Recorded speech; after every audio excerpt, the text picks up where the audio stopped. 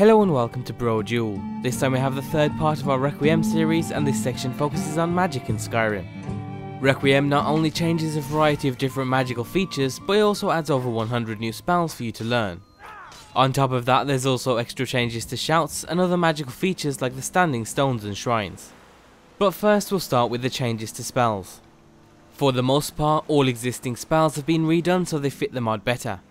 Some have had their graphics changed, others come with slightly adjusted effects, and a lot of tiered spells have been renamed in a way that's more similar to older RPGs.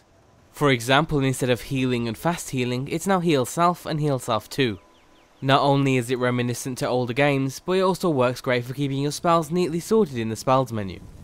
Casting spells has also been changed, so that stamina is now taken into account, and if your stamina is very low, then the spell's magical cost is doubled. It also ties into your armor, so if you're wearing heavy armor, then it'll cost more magicka to cast your spells. But as we mentioned in the previous skills and perks video, the heavy armor skill tree comes with a branch focusing on battle mages.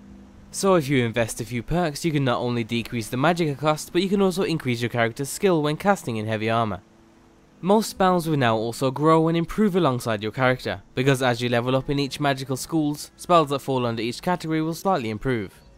Certain spells have also been removed from common vendors entirely, and they've now been reintroduced through the new perk system, another feature we briefly covered in the previous video. Basically, certain perks in the magical trees will open up a window that lets you choose between a few different spells.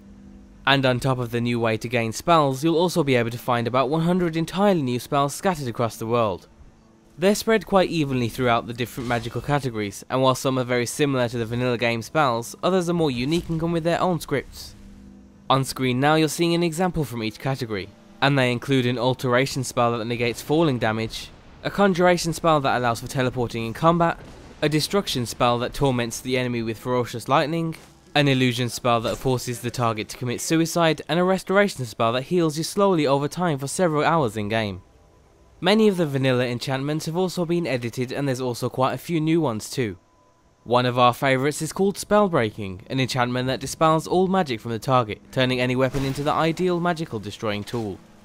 Requiem also changes shouts, but in a way that keeps it true to the vanilla game while also opening up the possibility for growth. So now when doing certain things you'll receive slight permanent cooldown bonuses. For example, after shouting an X amount of times you'll receive a bonus. The same goes for leveling up your character and learning a variety of new words. It's basically designed so that as you play through the game and as you use your voice more, you'll actually notice some sort of growth in your character's shouting skill. And on top of that, as we also mentioned in the previous video, the speech tree now has a shouting branch that'll help increase the potency of your shouts even further. As we also mentioned in the previous videos, Requiem puts emphasis on playing a role and taking a particular skill path. That idea is enhanced even further with the overhauled standing stones. In the vanilla game you get to mix and match between the different stones at any time, but with Requiem the stone you pick will be fixed for each of the three categories, the mage, the warrior and the thief. So once you pick you're locked in forever. But on the upside your loyalty is rewarded with greater buffs for each of the stones, and we'll leave you to discover the exact stats of those buffs for yourselves in game. Another fantastic change affects the shrines of the divines.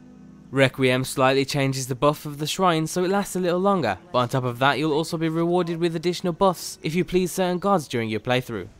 For example, if you gain Mara's blessing after clearing her temple quest, then you'll receive a permanent health buff. What's great is that certain decisions you make lead to certain gods refusing to bless you. We're always a fan of seeing how the game reacts to certain decisions we make during a playthrough, so we thought this was a great idea. And overall, the list of changes to magic with Requiem is quite long, but it's also quite simple. The new ways to gain spells is natural, as are the extra and more direct magical paths your character can take. So if you're not really a magical player in the vanilla game, then maybe Requiem can pull you away from your normal playstyle. And that's the end of today's section. As always, if you're interested in the rest of the Requiem videos, then you can find everything down below. Be sure to leave endorsements on any mod you enjoy using, and thanks for watching.